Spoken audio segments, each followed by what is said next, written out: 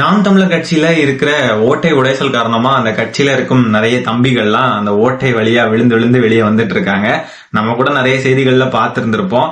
நாம் தமிழர் கட்சிக்குள்ள என்ன ஓட்டை உடைசல்? நாம் தமிழர் கட்சியே ஒரு ஓட்டை உடைசல் கட்சி தான். சேலம் மாவட்டத்தோட நாம் தமிழர் கட்சியோட வீரத்தமிழர் முன்னணி மாவட்ட செயலாளர் வைரம் அப்படின்றவர் விலகியிருக்காரு. அவர் தாவேக்கால இணைய போறதா செய்திகள்லாம் வந்துட்டு இருக்கு. சீமானனே பயங்கரமா அதிர்ச்சி ஆகி போய் இருக்கிறாரு போல இருக்கு. அடுத்தது பாத்தீங்கன்னா விழுப்புரம் மத்திய மாவட்ட நாத்தாக்கா பொருளாளர் ராஜேஷ் விலகி இருக்கிறாரு. இப்போ கட்சி போயிட்டு இருக்கிற பாதை அப்புறம் உழைக்கிறவங்களுக்கு எல்லாம் சரியான மரியாதை கொடுக்கறது இல்ல அப்படின்ற காரணத்துக்காக கட்சியை விட்டு இவரும் விலகிறாருன்னு சொல்லியிருக்காரு. அடுத்ததா பாருங்க, சேலம் அழகாபுரத்துல தங்கம் மற்றும் கோக்கி சுந்தரம் அப்படின்ற 2 பேரு கட்சி விட்டு விலகி இருக்காங்க. அவங்க விலகினதுக்கு அப்புறம் பாத்தீங்கன்னா அவங்களுடைய வாட்ஸ்அப் அக்கௌண்ட்டையே ரிப்போர்ட் பண்ணி டோட்டலா இல்லாம ஆக்கிட்டாங்க நாம் தமிழரோட ஐடி விங்கு. ஒரு தனிப்பட்ட நபரோட வாட்ஸ்அப் அக்கௌண்ட்டையே முடக்கிற அளவுக்கு வன்மத்தோட சுத்திட்டு இருக்காங்க இந்த நாம் தமிழர் கும்பல். இந்த கட்சி தொடங்கின ஆரம்பத்துல இருந்தே 15 வருஷமா இந்த கட்சிக்காக குப்பை கோட்டுன ஒரு நபரு அவரு மனசு நோக ஒரு பேட்டி கொடுத்திருக்காரு. அந்த பேட்டியை லைட்டா பாருங்க. உங்க கூட நின்ற தவிர மீது என்ன தப்பு பண்ணாங்க? எல்லாமே உங்களுக்கு கொடுத்தோம். சொத்து வித்து கொடுத்தோம், நிலத்தை வித்து கொடுத்தோம், வளத்தை வித்து கொடுத்தோம். என் உடல் உழைப்பெல்லாம் போச்சு. 18 வயசு வந்த நான் கட்சிக்கு தான். நீங்க பாத்துட்டு போனேன். இன்னைக்கு 34 வயசு ஆகுது. இளமையே போச்சு எங்களுக்கு. இந்த கட்சியில சேர்ந்து என் குழந்தை நிறைய மாத கர்ப்பிணி அந்த என் குழந்தைய போய் காப்பாற்ற ஆர்கே நகர் பிரச்சாரத்துல பரப்புரையில் இடைத்தேர்தல பரப்புரையில் இருக்கிற என் குழந்தை பிறச்சு கூப்பிட்டு வந்து காப்பா என் மனைவி சரியான நேரத்துக்கு கூட்டிட்டு வர முடியல. என் குழந்தை கர்ப்பம் அந்த குழந்தை இறந்துச்சு பிறந்த ஒரு நாள்லயே. என்ன இலக்காம இருக்கு? நாங்க எல்லாமே பண்ணிருக்கோம். நாங்க 15 வருஷம் எங்களுடைய குடும்பத்தை இழந்து செஞ்சு எங்க பொண்டாட்டி தாலியை வைத்து கோடிக்கணக்கான ரூபாய் கடத்தப்பட்டு தான் இந்த கட்சி நாங்க வளர்த்தோம். உங்க எல்லாம் நீங்க பாத்துருப்போங்க. எவ்வளவு நாள் சாப்பாட்டு வழியில கூட எல்லாம் நின்று செஞ்சுதான் அம்மா உணவத்துல வாங்கி எல்லாம் சாப்பிட்டுருக்கோம். அது மாதிரி நிலைமையெல்லாம் தண்ணி குடிச்செல்லாம் வாழ்ந்துருக்கும் அந்த கட்சியில இருந்து. அவ்வளவுலாம் ஒன்று கட்சியில இன்னைக்கு திட்டமிட்டு எங்களை எல்லாருமே ஒதுக்குறாங்க, பேச மாட்டேன்றாங்க.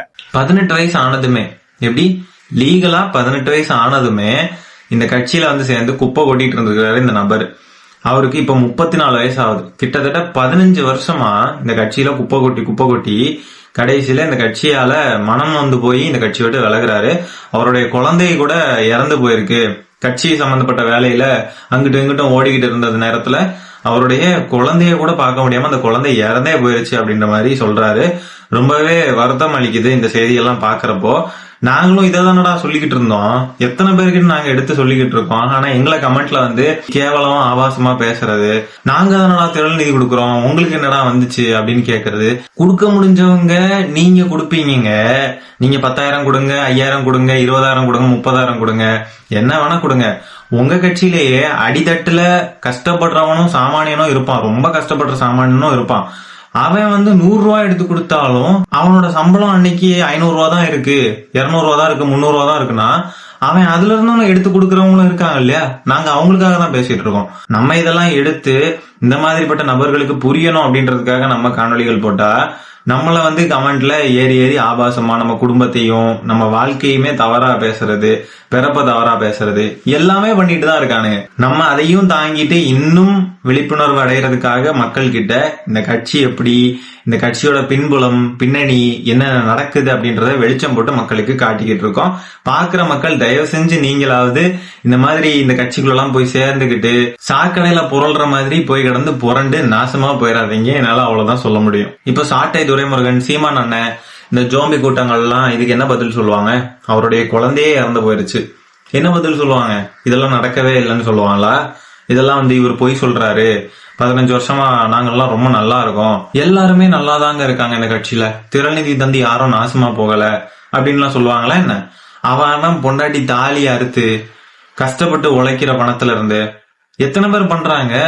உங்க மேல இருக்கிற அந்த ஈர்ப்புனால இஷ்டத்துக்கு அவங்க கடன் வாங்கி எல்லாம் கூட தராங்க. ஆனா சீமானண்ணன் கடன் வாங்கி ஏதாவது இந்த தொண்டர்களுக்கு ஏதாவது கொடுத்தாரா? இல்லன்னா இந்த திரள் நிதியில இருந்து ஏதாவது மக்களுக்கு தொண்டர்களுக்கு எல்லாம் ஏதாவது செஞ்சாரா? இந்த மாதிரி கஷ்டப்படுறவங்களுக்கு எல்லாம் என்ன செஞ்சாரு அண்ணன்? ஆனா அவரு மட்டும் ஜாலியா 2 லட்சம் ரூபாய் வாடகை, பையனும் நல்ல ஸ்கூலு, காரு, குடி கூத்து கும்மாளம்னு ஜாலியா இருக்காரு. சீரியஸா பேசி கொஞ்சம் கடுப்பா இருக்குங்க. கொஞ்சம் ஃபன் பண்ணலாம். இப்ப சீமானனுடைய ஓலா கதைகள்லாம் நிறைய இருக்கு. அதுல சில கதைகளை இப்ப எடுத்து போட்டு ஃபன் பண்ணலாம் வாங்க. 7.5 கோடி பேரு இந்த டிக்டாக்ங்கிற செயலி இருக்குல்ல, அதுல 7.5 கோடி பேர் என்னை பின்பற்றாங்க. பின்பற்ற எல்லாருமே இளம் பிள்ளைகள், பள்ளி கல்லூரியில் படிச்சுக்கிட்டு பிள்ளைகள், என் பேச்சை எடுத்து. அதனாலேயே இவர்கள் இந்த டிக்டாக் அதை தூண்டுது, இதை பேன் பண்ண, அதை தடை பண்ணு, அது காரணம் தான். உங்களுக்கு இருக்க செல்வாக்குனால டிக்டாக் தடை பண்றாரு. பயிரி இருக்குல்ல, பயிரில 5 பேருக்கு மேல முன்னகர்த்த முடியாதுன்னு கொண்டு வந்தது எனக்காக தான். சொல்ல மாட்டாங்க, உண்மை அதுதான். பின்னணியில் அப்படி ஒரு விஷயம் புரிஞ்சிருக்கு. உண்மை அதுதான். இவரை டிக்டாக்ல 7.5 கோடி பேர் ஃபாலோ பண்றாங்களாம். இவரை ஃபாலோ பண்றதெல்லாம் பொறுக்காம தான் டிக்டாக்க பேன் பண்ணிட்டாங்களாமா. ஐயோ முடியலடா சாமி. இவருக்காக பேன் பண்றாங்க அப்படின்னா தமிழ்நாட்டுக்குள்ள மட்டும் தானே பேன் பண்ணிருக்கணும். இந்தியா முழுமைக்கும் பேன் பண்ணிட்டாங்க அப்படின்னா இவருக்காகவா? சீமான் அப்படின்ற ஒரு நபருக்காக இந்தியால யாருமே டிக்டாக் யூஸ் பண்ண கூடாதுன்னு சொல்லி பேன் பண்ணிட்டாங்களா?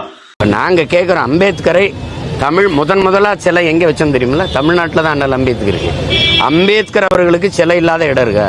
என்ன உருட்டுனே, இப்படி உருட்டிட்டு இருந்தா எப்படின்னு? இன்னும் நல்லா அடிச்சு உருட்டு. கோலாப்பூர்ல உள்ள பிந்து சவுக் அப்படின்ற ஒரு இடத்துலதான் 1950வது வருஷம் முதல்ல அம்பேத்கருக்கு சிலை நிறுவப்பட்டுச்சு. உலகம் முழுமைக்கும் அம்பேத்கருக்கு எத்தனை சிலை இருந்தாலும் இந்த சிலை தான் முதல்ல அவருக்காக நிறுவப்பட்டுச்சு. இதுல சுவாரஸ்யம் என்னன்னா, இந்த சிலை அம்பேத்கர் அவர்கள் உயிரோட இருக்கிறப்போவே நிறுவப்பட்டாச்சு. இவரு சொல்ற பொய்களை கண்டுபிடிச்சு அதை மக்கள் கிட்ட சொல்றதுக்கே எக்ஸ்ட்ரா டைம் வேலை பார்க்கணும் போல இருக்கே. இல்ல நமக்கு இது நார்மலான வேலை தான், சும்மா டயலாகுக்காக சொன்னேன். முதலா கொண்டு வந்தவன் ஹிட்லர் தான். ஆதார் அட்டை கொண்டு வந்தது அவன் தான். அந்த அட்டையில கண்ணின் கருவிழி கைரேகைகள் அதை எடுத்துருவான். தட்டினா அவன் பரம்பரையே தெரிஞ்சிடும். அவன் அதை வச்சு கம்பி கட்டுற கதையெல்லாம். ஆதார் கார்டுக்கும் ஹிட்லருக்கும் என்ன சம்பந்தம்? ஆதார் கார்டு நந்தன் நிலைக்கனி அப்படின்ற ஒருத்தரால 2010வது வருஷம் கொண்டு வரப்பட்டது. ஹிட்லரை கொண்டு வந்து இதுல சொல்லுகிறாரு. ஆனா அண்ணன் சொல்ற மாதிரி ஒரு கார்டு இருக்கு. அந்த கார்டு வந்துட்டு பாத்தீங்கன்னா கென் கார்த்தே அப்படின்ற கார்டு 1938வது வருஷம் கொண்டு வரப்பட்டுச்சு. சீமான் அண்ணன் அந்த கென் கார்த்தே அப்படின்ற அந்த கார்டை தான் ஆதார் கார்டு ஹிட்லர் கண்டுபிடிச்சாரு அப்படி இப்படின்னு சொல்லி தப்பா இங்க வந்து உருட்டிட்டு இருக்காப்ல. சரி மக்களே, இந்த வீடியோ நான் இதோட எண்ட் பண்ணிக்கிறேன். இந்த வீடியோல நம்ம பேசுகிற விஷயங்களை பத்தி உங்களுடைய கருத்துக்களை என்னன்றது கமெண்ட்ல பதிவு பண்ணுங்க. மீண்டும் அடுத்த வீடியோல சீக்கிரமா உங்களை சந்திக்கிறேன். அது வரைக்கும் tata bye bye, take care.